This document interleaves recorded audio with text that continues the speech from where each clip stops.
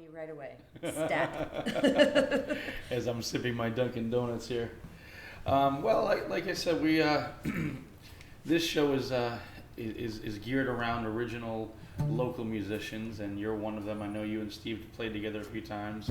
I've had the pleasure of hearing you only a couple of times, but I'm looking forward to hearing some of your music today. So tell us a little about yourself. Well, I'll put you on the spot right away. I'll be 37 in a few weeks. Oh, right on. Happy early birthday. Thank you. Sneaking up on me. I didn't really plan on being a musician this long. It just kind of happened. You know how that goes. Of course. I live in Boynton Beach. I was born in France, so I came to Boynton Beach for...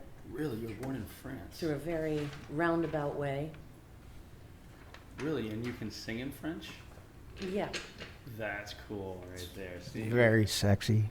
Ne me quitte pas, il faut oublier, tout peut s'oublier, qui s'enfuit déjà. Cue the boing sound. Yeah, boing. Is that like a sproing? Yeah, sproing. Or no, Wayne's World, swing. You're a married man there, back up. And she's listening. And he's just right sitting now. there. Yeah, and she's listening. Listen, that's why we keep the guitars on, man. You know, that is really cool. I mean, even how girls love guys with accents. Well, listen, guys get the same way, especially when they sing. Like, remember that old '80s singer Basha? I don't know if you remember her, but she was. Do you remember her? No, but I know that I can't speak French in bed because they tend to finish too quickly. I learned that the hard way, pun intended. Yeah. Hey, that reminds me of a joke. How do you spot a blind man at a nudist colony? How? It ain't hard. Are we gonna get shut down today? No. It's gonna be one of those shows. I haven't said any poo-poo words. Well, what was the transition like from playing over there versus over here? Like, it's like being thrown into a swimming pool with all your clothes on. Okay. There's a definite cultural difference. In Europe, audiences tend to be more lyric oriented and more intent on quietly listening to the performer, and here it's more of a pyrotechnics kind of show, and if you have a good rhythm, people will forgive you for having lame lyrics. Oh, Jack Johnson. I like Jack Johnson. I'm just playing. There's exceptions, of course, but or actually, I should say Dave Matthews, because I challenge most people to tell me his lyrics, but the songs are so cool. I'm in a Dave Matthews cover band, and half the time I'm dissecting the lyrics, going, "What is he even saying?" I mean, like, Crash, explain that song to me. Right. But it's a cool song, cool rhythms and stuff. He's very jazzy. Oh yeah, I'm a huge Dave Matthews fan, and then I was, like I said, I'm still trying to figure him out.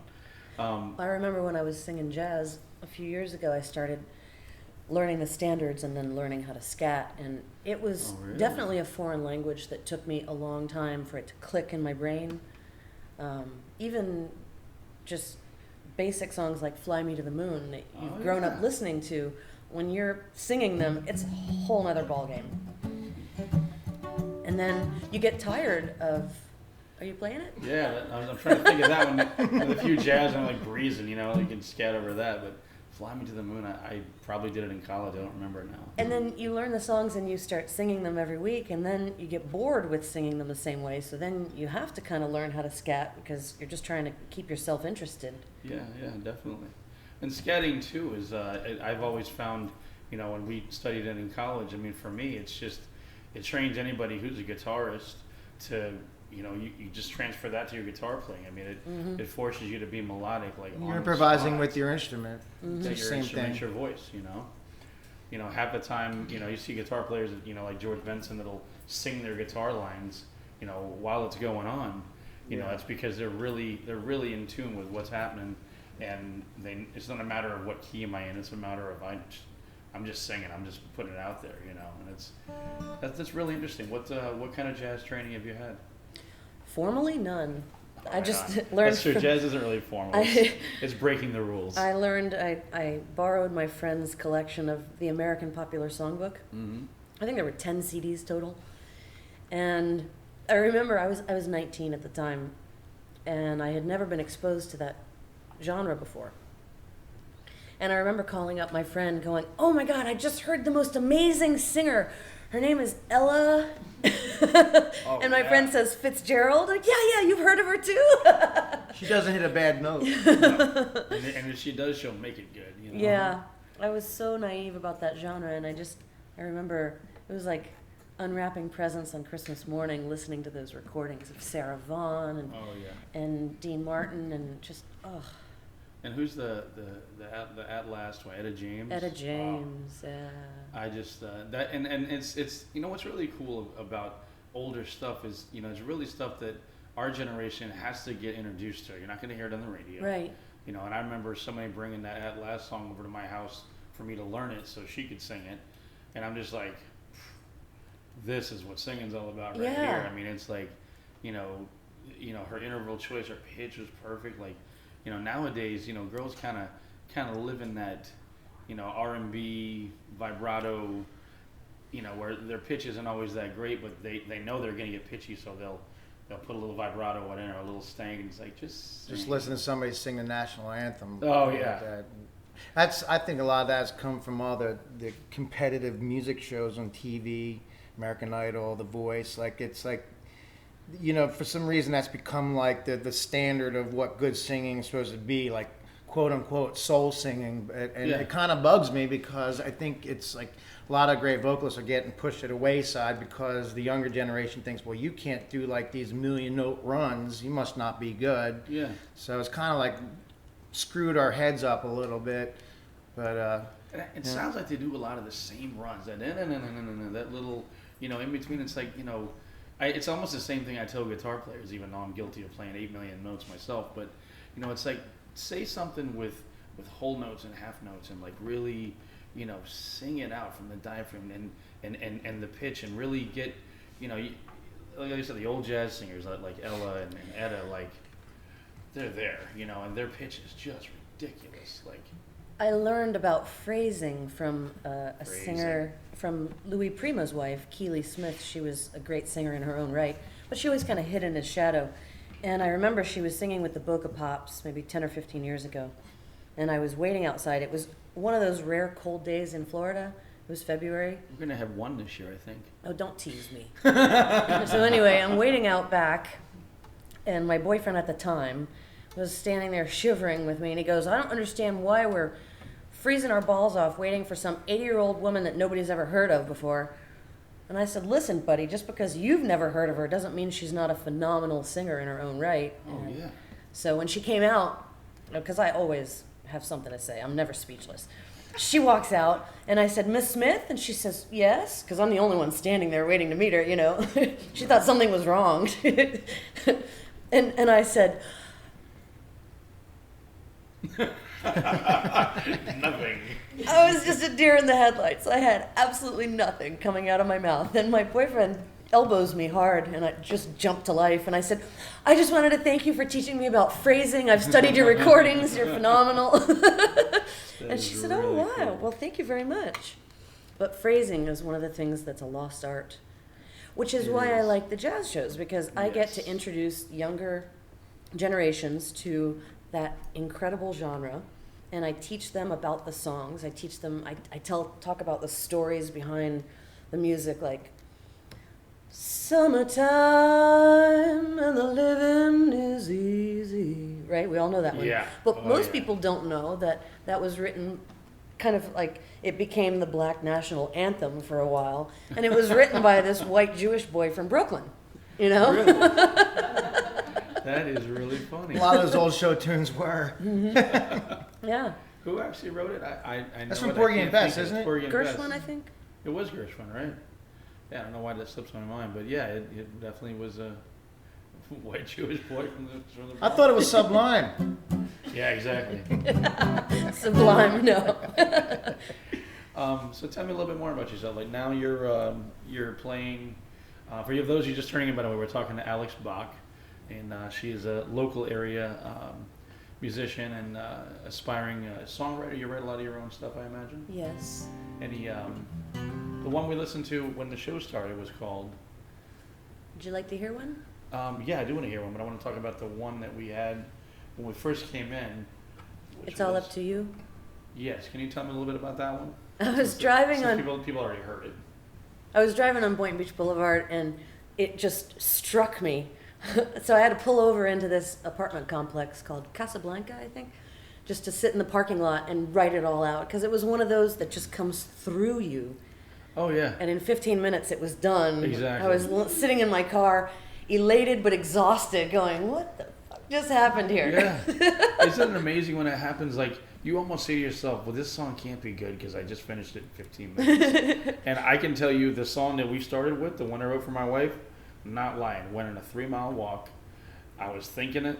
I came home, picked up the guitar, played it, scribbled down some lyrics. My girlfriend, wife and girlfriend at the time, came over after work, and I played it for her. And I tweaked it over the years, but the meat and potatoes of the song was literally done in 10 minutes. And I'm like, and I played that song like that's one of my few originals that everybody knows, which is amazing. So that's the best high, isn't So you wrote that in a parking lot in 15 minutes. It's a high. Yeah. That's so amazing. Okay, well, yeah, let's hear another one of your originals. Which one would you like to play for us? Well, I'm going to use you as my guinea pigs, because I have never actually played this one on the guitar before. Oh, really? All right, then. But I wrote it years ago. It's called No Greater Love. Okay.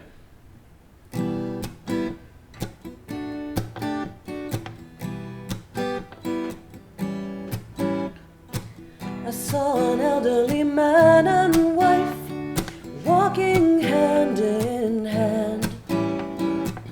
The kind of love that they must have is more than I can understand. It must be such a relief to know that you finally found the one. To know that somebody's on your side, no matter what you said or done. No greater love you would die for. Love that makes a broken heart smile. Talking about love, it's a light in the darkness, making it all worthwhile. No greater love, talking about love.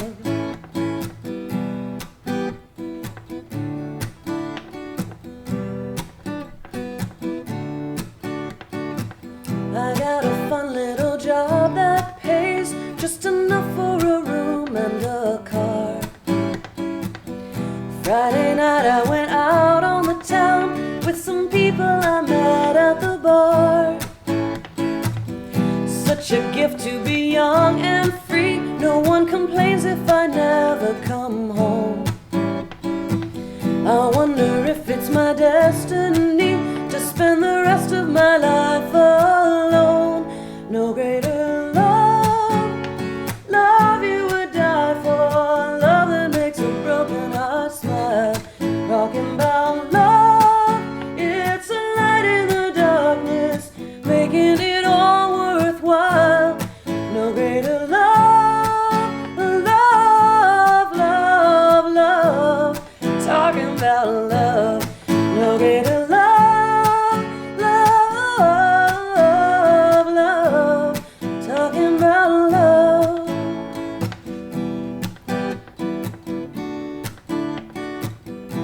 And the last verse, I kind of, on my 2-year journey to complete writing this song, there was 2 years between verse 1 and 2 and 3.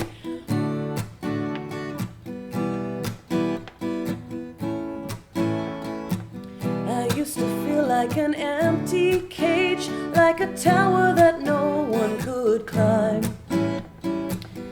All the pain that I held inside was undermining my passion for life. I went all over the world to find the kind of love that I could call home, bringing me to a love divine and healing all of the wounds of my soul. No greater love you would die for. Love that makes a broken heart smile. Talking about love, it's a light in the darkness, making it all worthwhile. No greater love,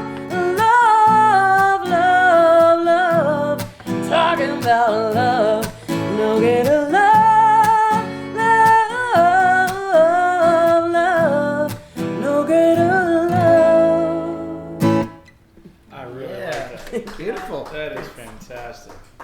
wow, this has been such a great morning for me so far because I had no idea what I was walking into, which is fun. Neither did I when my phone went off at 9:30 this morning and Marilu said, "Are you available to do a radio interview in like an hour?" And I said, "Coffee." Yeah, and then you come into an over-caffeinated me, and you're like, all right, I need to calm down. But that is an absolute treat. I really enjoyed that, and I like the little stank you put on your voice there a little bit. I do that occasionally, especially when my wife's at one of my shows. She likes that. I learned it from Bonnie Raitt. Oh, Bonnie Raitt. Oh, Yeah. her. What's that? You know Angel from Montgomery, don't you? No. Oh, I knew that. I love Bonnie Raitt and Sheryl Crow at times. Those bluesy singers.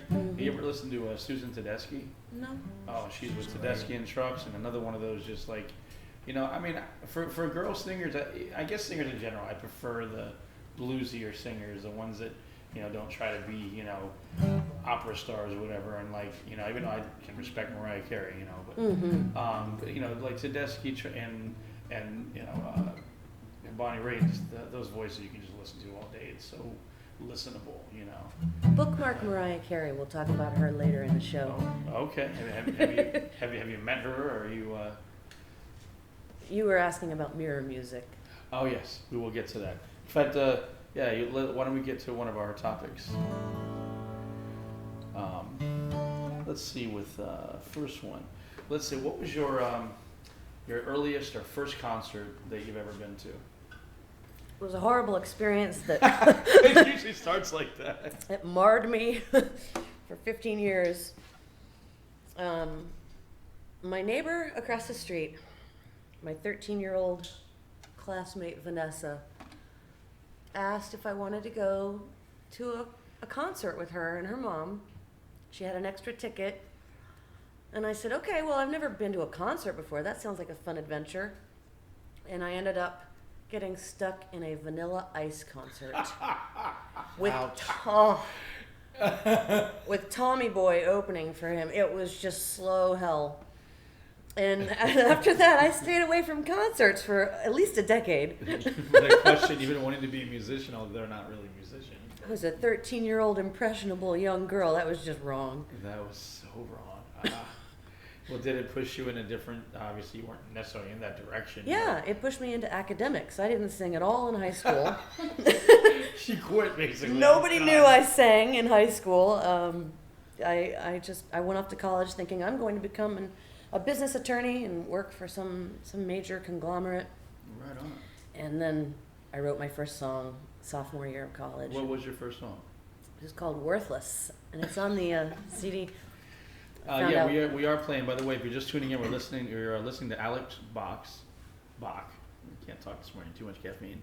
And she is on our playlist, for the WBMGR playlist, which is, after we do these shows, if you listen throughout the day, the people that we interview on these shows are going to be played.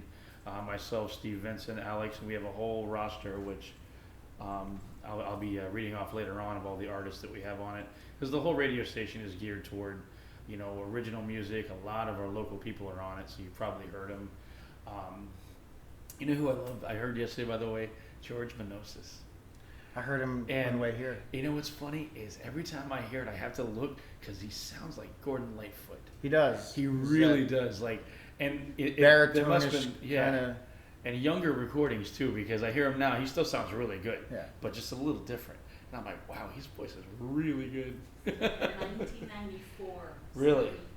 Oh, he's awesome. I love George. Do you have Worthless that you can play later? Actually, you want to play it now? That'd be great. Yeah. So what had happened was I was dating this guy. I just found out that he was cheating on me. And then it was time to go back to college. Christmas break was over. And the radio in my piece of shit car died. And it was a 6.5-hour drive. So I sang every song that I could think of that filled up the first 3 or 4 hours. And then I looked over on the seat, and peeking out of my notebook was this angry limerick, basically, that I had written when I had just found out about the boyfriend. And so I thought, well, wouldn't it be funny if I just tried to put notes to it? And then I started systematically going, okay, when I come, no, that doesn't excite me. When I come, that's too far. When I come, okay.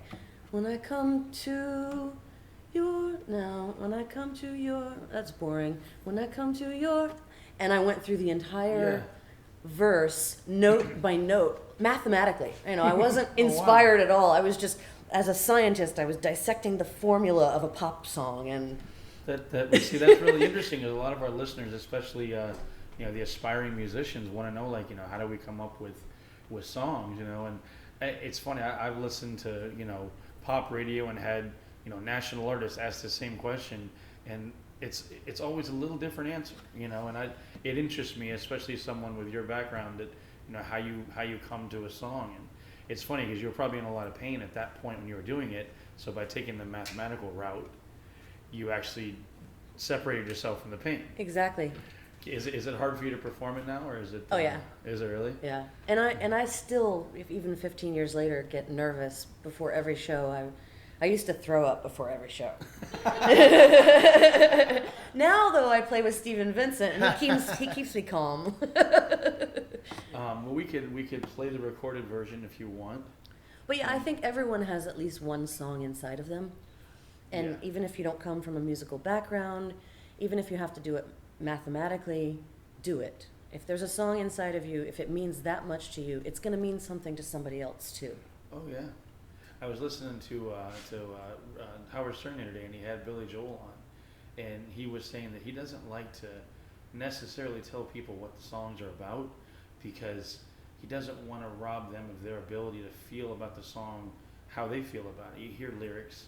And there's songs that forever I can go, well, in my opinion, this is what it's about. And then when I listen to it, I think about that. So I haven't even heard the song yet, but hearing the title Worthless, everyone's dealt with self-esteem issues and so on and so forth. So I could listen to that song and take away my own, meaning from it. I'm actually looking forward to listening to it. That's really incredible. I want to get into your current playing situation. Do you want to play it now? Oh, did you want to do it now? Okay, we're gonna listen to this song by Alex Bach.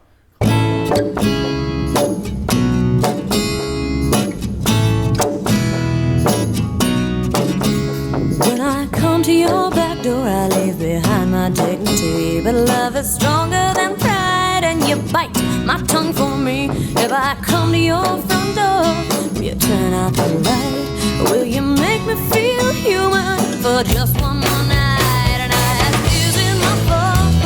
Trying to be your lover, or is it my fault for trying to be your friend?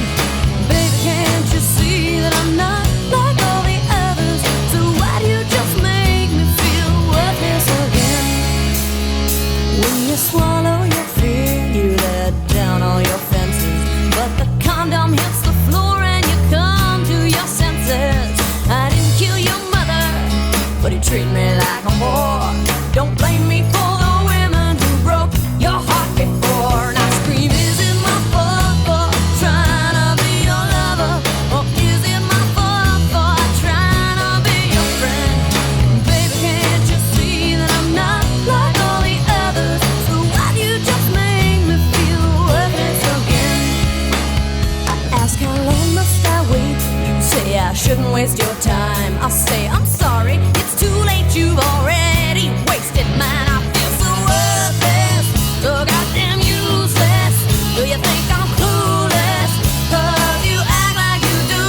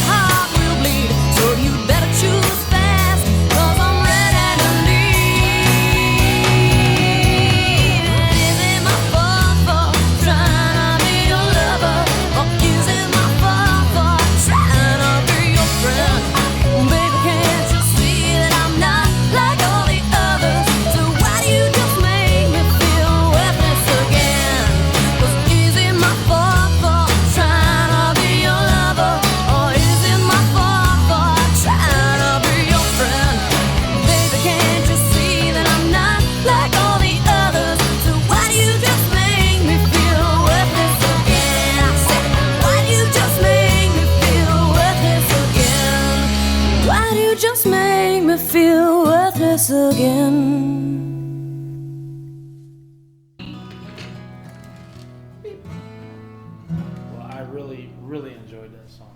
Thank you. And I get a chance to listen to it. And the funny thing about me, I don't know, when I listen to songs, it takes about 3 listens for me to get down into it. So I'm hoping that that'll be on the playlist for WBMGR, and I'll be able to listen to it again. Usually, especially on the mornings that we do the show. A lot of times in the mornings in general, I'll just pop over. I listen in the mornings a lot to this radio station. I hear Stevie. I heard Two Pontoons. Your Two Pontoons song is like addicting. It stays in my head for like hours. It's really interesting. Like, it's a well-written song, Thank you. And that song right there, I could definitely hear is gonna stick in the head. So. Thank you. So yeah, before we took that break, or took that listen, your current status as far as playing around the area and places that you're at now. What I'm so sorry. what are you up to now? Not much right now. I've been on sabbatical for about 3 years, and Marilu is one of the main people who has been pulling me back in front of the mic. Thank you. She really believes in original music and local artists, and she's just a machine. Mary Lou rocks. A promotions machine. And we're lucky to have Mary Lou with us today. And Debbie. Because Mary Lou sustained a traumatic, near life-threatening injury last week. It's funny because I get the email, and she's like, "Gotta go now. Just cut my toe off." Hey, when that happens. I'm like, all right, okay. She's either being dramatic or she really cut her toe off. But she had 5 stitches and got to go 6, and got to go to the luxury lounge of the MD Now facility, which is always pleasant.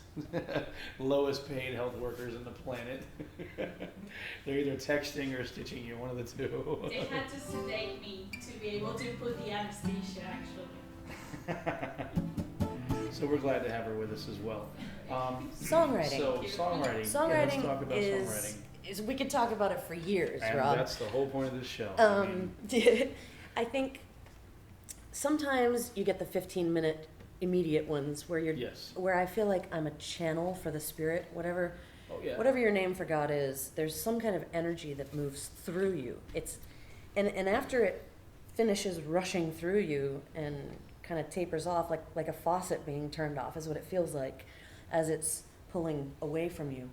Then you're left sitting there reading these lyrics and listening back to the recording, and going, wow, I wrote that? Well, no, you didn't really. You just showed up and it was dictated to you. Right. You know what I mean? You get partial credit for showing up. Oh, yeah. But there's something more out there that gets the other half of the credit. I've often believed that every song that ever can be written is already written, and like we are like some kind of physical, biological radio where we tune into those frequencies, and sometimes you're right there, man. It's like right there. And the other times, sometimes there's a lot of static before you get it tuned in. It might take a couple years. I have songs like that. We all do. Yeah. I have more unfinished stuff than I do finished, but I'm never without ideas. Mm-hmm. But sometimes, like, wow, it's really flowing, and it's like everything aligns, and that's a beautiful place to be in. Yeah. It's one of my favorite things about songwriting. When I get out of doing songwriting or finish something, I'm walking on cloud 9, and it's a great, true spiritual high. Yeah. And every cell in your body tingles. And I think every human being is capable of that in some way, somehow. Not with just songwriting, it could be any kind of art form or expression. And it's a great place to be. And then some of the songs, I work on them for 2 or 3 years. Oh yeah. And I write them, and then I rewrite them, and then I rewrite them, because my first take is usually I'm just vomiting all the ideas onto paper, brain barf. And then I start to organize them into that formula, that pop formula I was talking about, which I arrived at it intellectually, but some people arrive at it intuitively. They just kind of feel what 4 bars, the length of 4 bars. Okay, well now I feel like it's time to change to a different chord pattern. But they still arrive at the same conclusion, that there's this little basic framework that they want to fit the ideas and melodies into. Is it just me, or do you feel like we're in music class right now? My life is music class. It's way too early for these big words. Intellectual is not a big word. Come on, Rob. She used words with 5 letters in it. I mean, it's not that big. It is for me. But you know what I'm saying. You understand. Absolutely. So, and then the final draft, I usually write from more of a universal perspective where I stop thinking about my pain and my specific experience, and I kind of zoom out and I think, well, how would this relate to other people's situations? And I tend to change the words just slightly to say, instead of it being about a guy, like Worthless was my first songwriting attempt. Right. And so it's very clearly about when the condom hits the floor. It's about a guy, you know. Whereas now there's a song title right there. Whereas when now, the condom hits the floor, I'm out the door. Oh, that's a Steve Vincent song right when there. the condom hits the floor, you come to your senses. I like that. And your name was? That's why I said it was kind of like a limerick when I first wrote it. I was pretty Yeah. pissed off. And so nowadays, from a more universal perspective, I would go back and I would rewrite that song to be genderless so that it is more appealing to more people. And that definitely makes sense. It's as artists, a lot of times we're overly sensitive, and that's definitely me. And we pour our heart out into a song, and put all our lyrics out there. And then, as I've gotten older, I find that it's smart to go back and maybe look at those lyrics again and go, okay, is anyone going to get this but me? And then you could maybe, if you got a paragraph with 25 words, maybe cut it down to 15 and, summarize what you're saying. And then honestly, for me, I don't know if you've done it, but I've done it with a few people. Give it to somebody else and just let them read it and take what they say. And not that, you need them to write the song for you, but just, does it say anything to you? And sometimes it's hard to hear, but then you go, wow, I didn't think about that. It's a cool idea. One of my little editing tricks is it's really simple. It's like a lot of, like most people, a lot of your stuff starts out with pen and paper. And then I'll get the idea kind of, scripted enough, and then I'll take it to word processing on the keyboard and start to see it in front of me, and you can edit a lot easier, and things kind of jive a little more refined, and then you see a pattern in your lines, and then all of a sudden, oh, that looks like a verse, and all right, well, here we go, there's a chorus with that, and that's a real easy way to self-edit. Yeah. Do you ever pattern anything that you write off of other artists that you are into? Not on purpose, but like this Shania Twain song has been haunting me for days. And so I just walk around the house and I can't get it out of my head. Oh, and me so too. I just grab my guitar, catalog. and I play it. And then I put it down and I walk away. And then an hour later, it's assaulting me again. And so I have to go grab my guitar and play it again. Give us a piece of it so we can have it in our head for the rest of the day. So this is what happens with songwriting is a song will plague me like this for days, and eventually it becomes kind of blurry in my mind, and I'll focus more on just the rhythmic pattern of the guitar strumming, and that will become my focal point, and then I'll write a song on top of that rhythm. Okay. It morphs into one of my That's songs. a lot. I don't mean to be That's influenced. Keith Richards' way of writing songs.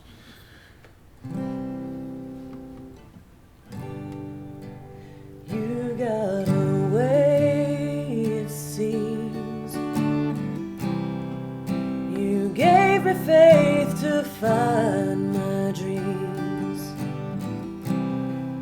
You'll never know just what that means. Can't you see the way you get through to me? It's in the way you want me. Oh, it's in the way you hold me. The way you show me just what love's made of. It's in the way we make love. And then I just put the guitar down and walk away and go do something else. No, has something like that translated into one of your own? I'm talking about just 3 days ago this started haunting me, Yes, so I'm really. sure by next week I'll probably have something similar. Well, yeah, I was actually going to ask, we heard your first song, The one you had played first, was that your most recent that you had written? The one that you hadn't played yet? Yes. So and that's interesting. Have you ever listened back to your own stuff, which I do all the time? I hate listening to myself, but for songwriting purposes, I love to find an old tape and go, I thought that was good. At one point, wow. I actually, just finishing up a CD that's, Steve and I are going to work on mastering soon, and even that I listened to, it's about 4 months old, and I'm already just like, okay, I can do way better than that. But I listen to what I've done like 5 years ago or 10 years ago, like, what was I thinking? But if you get away from that, you can still get into the songwriting growth and see where that takes you. But honestly, the first song you wrote that I thought was quite good. Thank you. Well, everybody's different. I grew up in a very non-musical household, a bunch of intellectuals, and music was just something silly to pass the time with after you were done with your studies. So I would call you an intellectual musician just in listening to you. You have an intellectual take on it. She sure is a wise ass. Yeah. Is there going to be a test after the show? I'm Yes. just wondering. Okay. Life is the test. Yeah, I need cliff notes, man. Life is the test. All So right. I played this song for my parents. Okay. Ain't no sunshine when she's gone. It's not warm when she's away. Ain't no sunshine when she's gone. She's always gone too long. Anytime she goes away. And my mom's reaction Love that was, song. That's all she said. And my father said, well, Alexandra, frankly, I don't think it's one of the better songs you've written.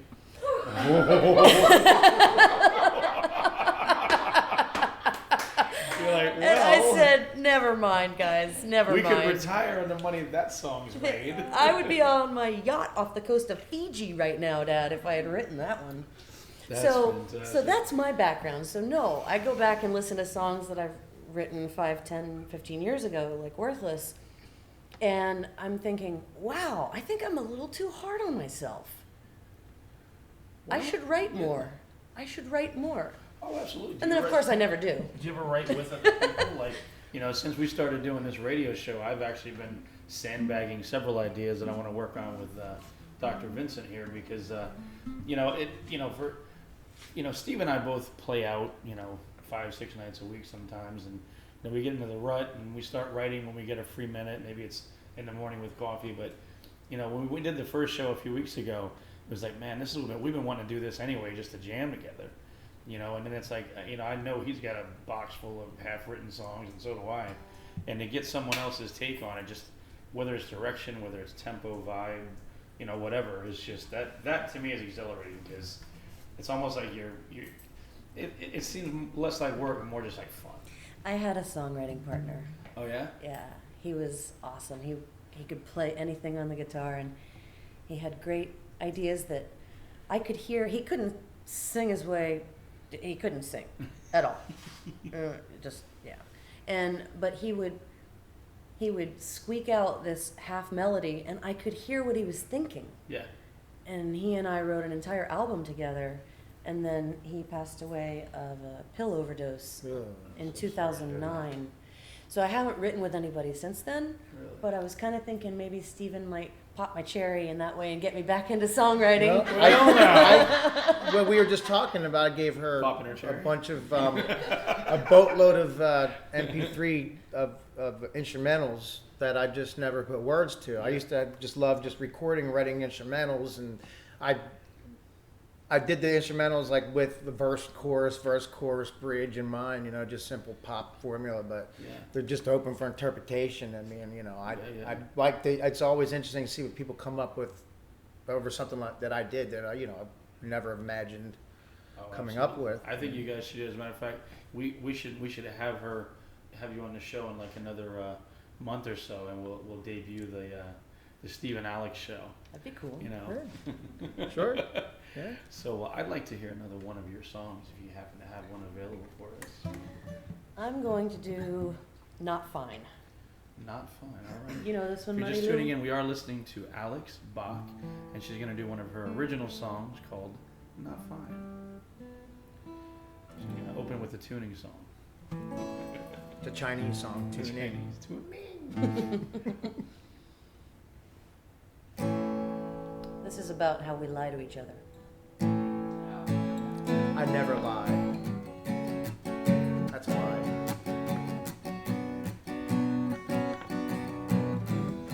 You pass by and smile, you flash your eyes, and you say, hey, is everything alright? But like Cleopatra, I'm in denial, and I say, yes, baby, I'm alright.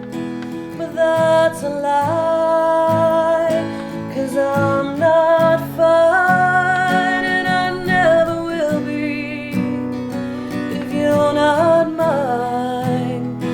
Yes, that's a lie, 'cause I'm not fine, and I never will be if you're not mine.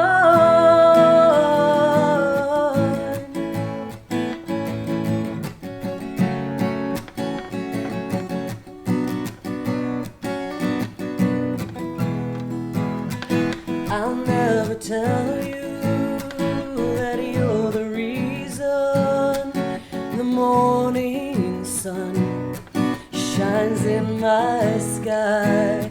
Well, it's enough to know that we're friends forever. That's something I'd never jeopardize. But that's a lie, 'cause I'm not fine, and I never will be if you're not mine. Yes, that's a lie, 'cause I'm not fine, and I never will be if you're not mine. What should have been, could have been, might have been, and may never be again. But I'd rather see you with someone else than lose you as a friend. No, that's a lie, 'cause I'm not fine, and I never will be if you're not mine. No, I'm not fine, I'm not alright. My heart is breaking right through my smile. No, I'm not fine.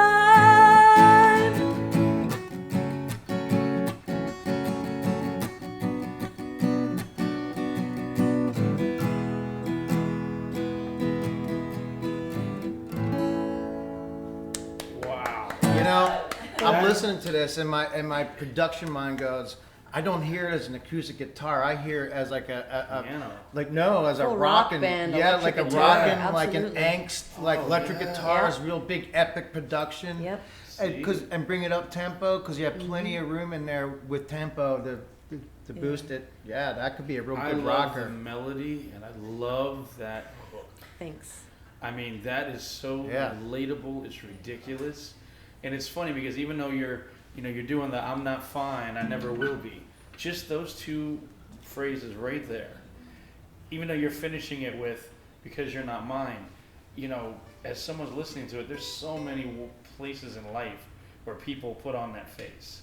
You know what I mean? And the fact that I've heard that for the first song and it's making me think, oh, mission accomplished. Thanks, Robert. That song is kicking. That could be a That's hit for gonna be Pink. in my head.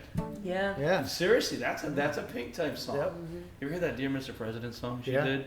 My wife showed me that song. I love that song. Yeah. That is a kicking song.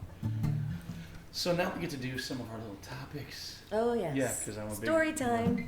Because I've lost my man card. I'm a big Andy Cohen fan, so I have to put segments in the show. I don't even know who Andy Cohen is. Just roll with it. All right. you mentioned him several times. Like, who the hell is Andy Cohen? Because you're a single viral man. And you I don't am have not to watch- single. He's Well, not no, single. not single, but you don't Have you to met watch his girlfriend? Bravo. He's not Okay. single. And I don't have to watch Bravo either. I just don't necessarily leave the room. I when was it's on on. Bravo, yeah. I say no to Bravo. Hi, Michelle. Yeah. I don't think she's listening, but hi, baby. Yeah, and again, if you're just tuning in, we are listening to Alex Bach, and she just played one of her original songs, Not Fine, which that's going to be in my head the rest of the day. Shania Twain's gonna be in mine. Okay, so All right, we're gonna end our segment today with a couple questions for you. And the first one is: any musician, rock musician, whatever, should quit or keep rocking on? Who should give it up, hang it up, put the hat on? Vanilla Ice should have given it up before he started. Good one. Yep. well, he's actually a real estate developer now. Oh, Yeah. good. Who steals That's a much appliances better from the fix. neighbors? That's good. That's good. Instead of stealing hooks from other artists and trying to pass us one himself. Yeah. But somehow is playing the old school show. There you go. Good God, Stephen. But he's actually playing in Bank Atlantic Center in like a couple of weeks for some old school, like, Yeah. oh, it's ridiculous too. Oh, Alex is moving out of state. Yeah, you gonna move? I saw him on Clematis Street. I think it was for SantaCon, and he was doing hardcore. We had a full band, and I was like, dang, he was pretty good. I mean, it was pretty good. You know, if I could get away, if I didn't know who he was, I would think, wow, this guy's really great. You know, he played the part, and band was great. But then I was like, oh, it's Vanilla Ice. And he's doing Rob a hard- Vanderwinkle or something. What the hell is the He's doing a hard version of Ice Ice. It's Yeah. like, dude, stop with Yeah. the song. Reinvent yourself with a whole new song. But an artist that I think should rock on, yes, and yes. I really have to swallow my pride when I admit this, because initially I hated him, because we were both playing at Sunfest a number of years ago, and I was supposed to interview him for some local TV show, and he and his manager both were such dicks that I didn't even want to like his music. But John Mayer's music has gotten so much better over the years. Oh, yeah. I can't ignore him anymore, even though I don't want to like him as a with you on person. that one. You know, God, his blues album. I mean, Oh, he's in the running to become an Eric Clapton if he keeps on. Oh, and If he keeps his mouth shut. He keeps his Thank mouth you. shut. Exactly. But at least now, if you've seen his recent interviews, he's like, I'm a reformed egomaniac. Thank God. He goes, I admit that I just couldn't shut up for so many years. And the fact that he had a vocal issue where he had to actually cancel a tour when his Paradise Valley album came out, which is his second kind of acoustic folksy album, he couldn't tour right away. He had to do Wow. injections. He goes, and I had to shut up. And it was right after he did all that craziness. And he's like, it was real introspective. you know? Humbling. He Very ate, humbling. yeah, he ate So, the like- humble pie factory out of business. Good for him. Good for him. But I saw him at Cruzan, and he still sells out, so God bless him. All right, let's move on. Mirror music. Who did you rock in front of, and who would you emulate in front of the mirror? When I was a little kid, I That was had... yesterday. 25 years ago, I had a cassette tape of Mariah Carey. Back when she used to sing real music, Yeah. you know. And That girl can sing. the production, and the production was amazing, and I would get lost in the music. And back then I could actually hit her high notes. Really? Yeah. Good Lord. But 20 years of cigarettes later, no, that's not going to happen. Now I'm singing Stevie Nicks. Can you do Stevie's vibrato? Because that's crazy. We could We'll do Landslide in a little bit. Oh yeah, that's how we're going to close our show out, which is very cool. Well, is there any since you have people's attention, is there anything you'd like to promote or announce, or do you have any upcoming musical things happening? No, I don't. So if I have one thing I want to say while I have people's attention, Yes. is to stop putting us as musicians on pedestals and to rather realize your power as cheerleaders and helpmates and shoulders to cry on, Oh, yeah. to bring us to the stage in a more authentic way, because you have tremendous power. People like Marilu Yes. are the reason that we get up on stage all the time, and you make it all worthwhile, and you pep talk us when we forget to have faith in ourselves. Mhm. We need Yeah. you as much as you need us, Yes, we love Mary Lou. Mary Lou, That is I love you awesome. guys. and all other supportive fans like Marilu. Yes, definitely. It's you know, this show for me is becoming a guilty pleasure because I've been a talk radio junkie for years. You know, love doctors and Howard Stern and stuff like that. And you know, when we were first, she started telling me about a radio station because, you know, Mary Lou is all over the place. She's she just pops into every little place.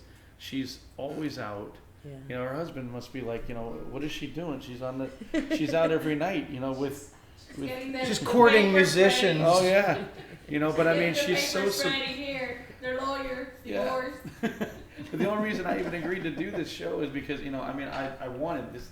You know, I was like, I've always wanted to host a radio show. This is such a guilty pleasure for me, you know. But I also believe in what she's doing, to be able to pop on my WBMGR app on my phone and hear all my friends. That's really cool. You know, I mean, That is a nice treat. It really is. So let's do one last song. I want to thank everyone for tuning in. We will be rebroadcasting this show at some point. Keep your eye on Facebook. We'll be announcing the rebroadcast times, but we appreciate everyone listening to us. We do this on Tuesdays at 11:30, and today we had the pleasure of Alex Bach coming in at last minute, short notice. We really appreciate you doing that. So We'll do it in E. So they're going to do a little their interpretation of Landslide. In E. We don't feel that there's any way to improve upon Stevie Nicks and Lindsey Buckingham, so we just try to imitate them as closely as possible. Rock on, bring it on.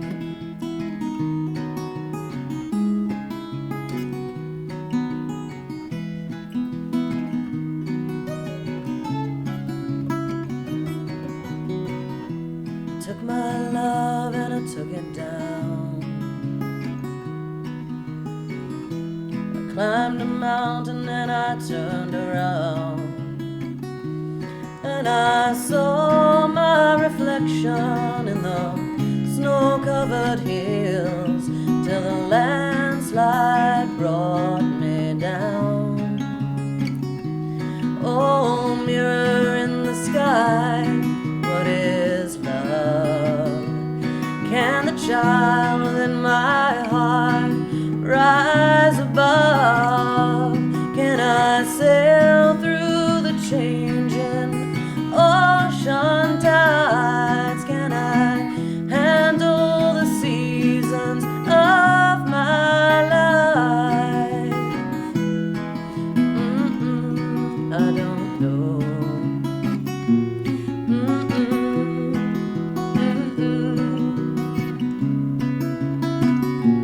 Well, I've been afraid of changing, 'cause I built my life around you. But time makes you bolder when children get older, and I'm getting older too. Yes, I'm getting older too.